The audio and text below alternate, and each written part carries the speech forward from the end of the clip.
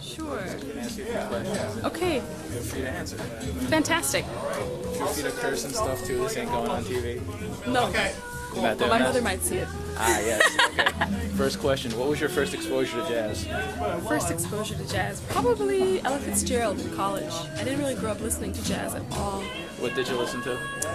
Listened to a lot of classical music. I studied the cello from the time I was 8 until college, through college. So I listened to a lot of classical music, some top 40 that you would find in like Midwestern Illinois. Yeah, top 40, but not really. I was really like a classical music nerd. Wow.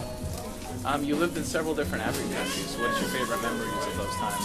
Favorite memories probably be when I was very young, living in Zambia. Probably have a very romantic kind of memory of the carefree spirit, energy that my family had then. But it was probably just because I was very young and was unaware of what any kind of stresses that may have gone on, So I have the fondest memories of Zambia when I was very young, between 3 and 8.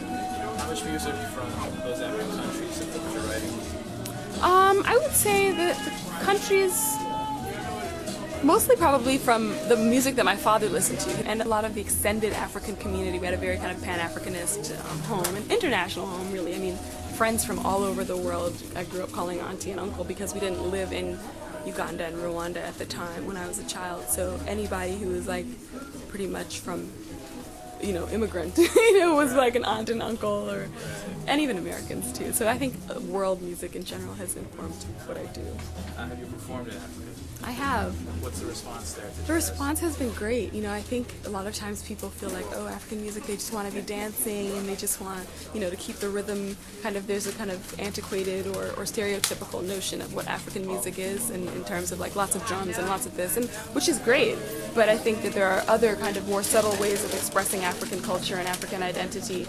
So when I went over there, I was a little worried, like maybe they won't be into it. But I think oftentimes it's just a matter of giving people an opportunity to make their own decision, and I was warmly received, thankfully, and yeah, it was great. You actually heard that Hip-hop is huge in Africa. I mean, media outlets like MTV Africa and what is it called, Channel O, they've really kind of opened up a lot of they've opened up the music industry for local African artists there, so that's been great to see all the different genres come out of it.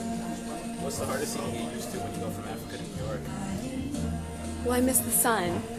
So sometimes, depending on when I'm traveling, it's really difficult coming back to cold weather. I think, just being around family sometimes it's important, Are you familiar with any other African jazz artists? Like, Of course. Gino Sitson? Yes, Gino Sitson's a good friend, Richard is a good friend, and Lionel Lueke, F.A. Sam, who I was playing with, he's also fabulous, and Julia Sarr, she's a vocalist, and Sarah Tavares. They're based in Europe. Julia Sarr and Sarah Tavares, they're both based in Europe. There are a number of, a small handful of African jazz musicians, but of a younger generation. I think the last time we really saw a lot of African jazz was like Hugh Masekela, Miriam Makeba, that sort of stuff, and that's kind of been coined as South African jazz, whereas now we're starting to see a newer generation of African artists come up. I'm hoping not necessarily to be at the forefront, but just to have my presence being known as well, Thank you. Thank you so much. Sure. Thank you so much. Okay, thanks so much.